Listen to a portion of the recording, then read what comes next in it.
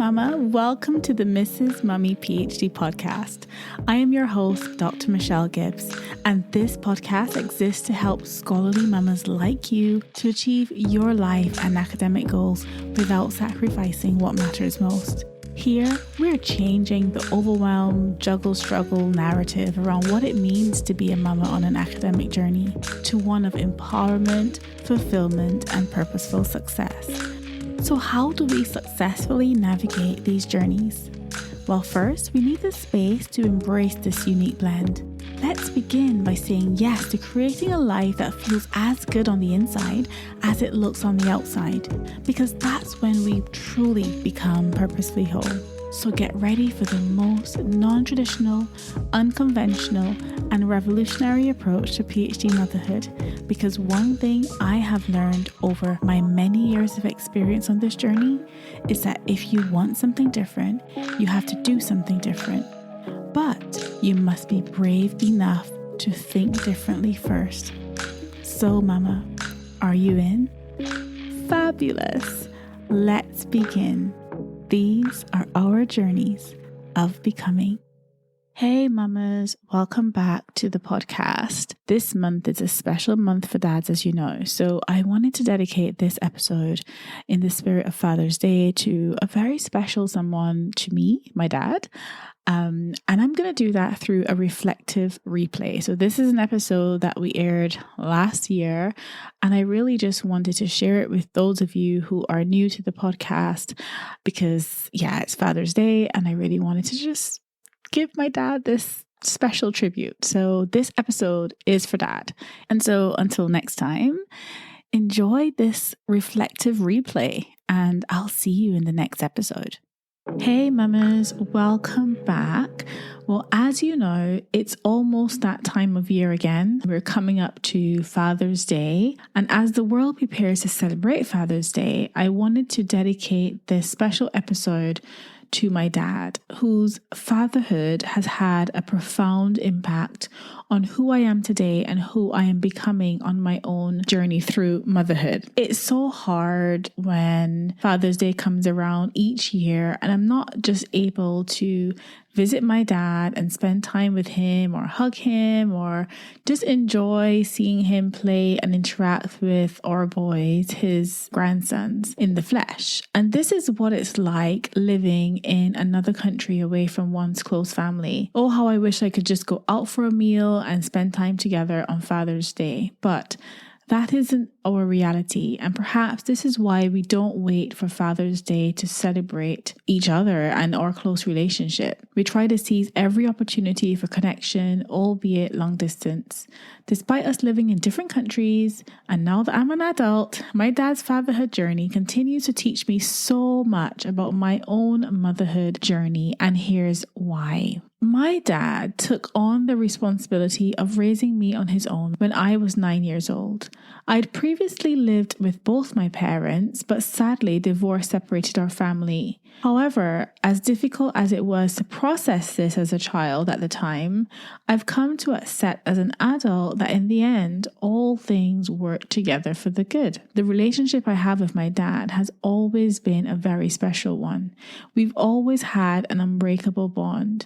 One of the fondest childhood memories is still that little rock garden my dad and I built together in a little woodland area at the back of our home in Barbados. I was probably about 4 years old then, and I can still visualize that little rock garden, an early opportunity to express myself creatively.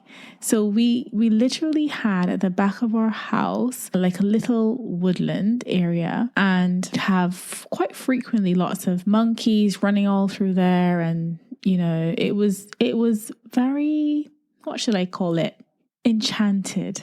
It was enchanted. And my dad cleared a little bit of that area just behind our home, and we built this magnificent, what felt magnificent to me as a 4-year-old child, rock garden. And it was so special because we literally got some really big boulders, we painted them, we wrote on the rocks with paint. And I wonder sometimes when I visit Barbados and we drive down to where I used to live, I do wonder whether that rock garden is still there. Of course, I'm not able to see because I don't have access to the property anymore, but I always wonder whatever happened to that little rock garden. It was just such a significant memory for me as a child. Of course, I have wonderful memories of also going to the beach with my family, and my grandparents would take me to the beach with them some mornings, almost every morning really, at 5 a.m. to the beach, and I would play on the sand, and it was wonderful. But this rock garden was just super, super special. And I think it's because it's something that I did with my dad, which was just so special to me. So anyway, so that memory of creating something with my dad as our own little collaborative project strongly competes with so many other fond memories etched in my heart. My childhood was full of wonderful moments with my dad, just like these, infused with so many sacrifices which he'd made to give me the best opportunities in life that he could. I know it wasn't easy for him. Unlike me, my dad only completed his secondary school education. So I'm sure he didn't always have the answers to my young questioning mind, but the stability and fortitude with which he fathered shaped my life in ways I could hardly put words to. Having my dad walk me down the aisle to marry my husband and soulmate almost 17 years ago was a special moment for us both.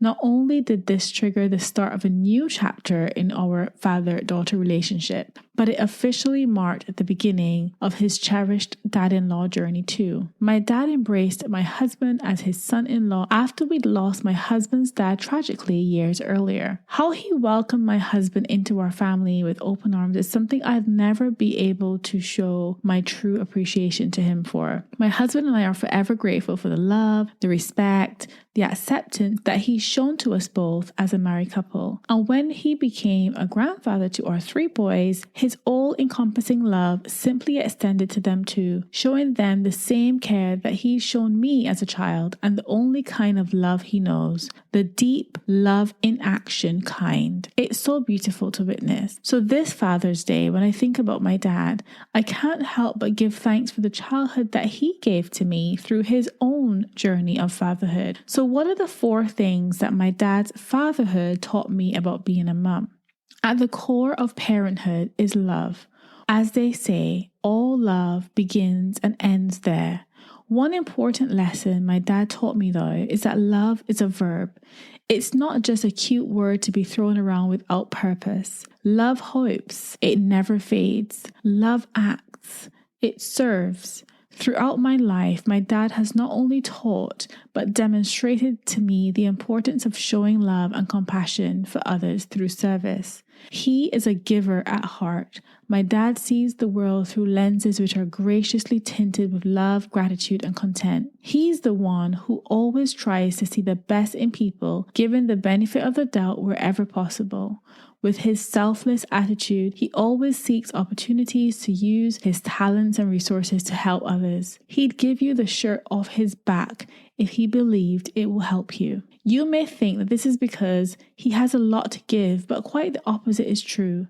Despite having very little, he jumps at every opportunity to give and help others without asking for anything in return or expecting any recognition for what he's done for them. For him, the joy is in the act of giving itself. For him, love is an action word. As a mom, I also want to demonstrate to my sons that joy comes from helping others and living a life of gratitude and service. I want to do this through love in action, the kind of love my dad showed me. But I want to teach them how to love and be kind to themselves too. The second lesson that my dad's fatherhood taught me about my motherhood was that it's okay to be vulnerable. The fatherly love my dad exemplified and continues to this day, he lays bare. There's no hiding his emotional realness and depth, and he's never been afraid to express these. He would always communicate his love openly and wasn't afraid to be emotional about it. And when I say emotional, I mean tearful emotional. This allowed me to see and appreciate that vulnerability is part of his love language and mine, and that it was okay to love hard and be unashamed of it. It also facilitated my emotional awareness and expression, as well as the importance of prioritizing my emotional wellness. I thank him for fathering me with both humility and fortitude. This has shown me that strength and vulnerability can coexist in motherhood too.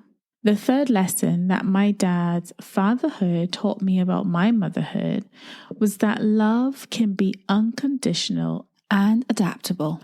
What really amazes me about my dad is that despite not having done fatherhood before having me, he figured out exactly how his approach needed to evolve as I grew older. Parenting a 9-year-old who needs love, affection, and guidance is very different from parenting a young adult with support and respect, especially one who has her own ideas about the kind of woman she wanted to become. As a grown adult now, our relationship has grown into a great friendship. His fatherhood evolved and adapted with such grace and ease.